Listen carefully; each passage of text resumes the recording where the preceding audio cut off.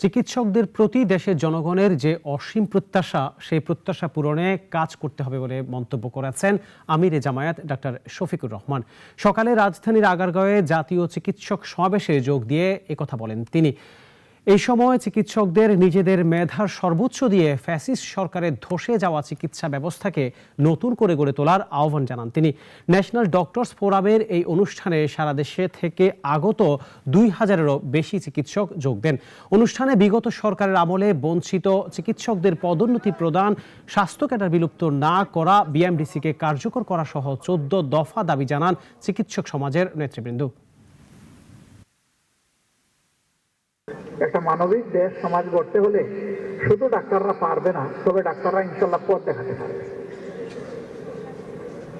অন্য সকল সেবায় মানুষের সেবাটা দিয়েছে, আর এই সেবায় মানুষের জীবনটা দেখায় দেয় ডাক্তার সাহেব, পাল্টায় দেয় জীবনের গতি।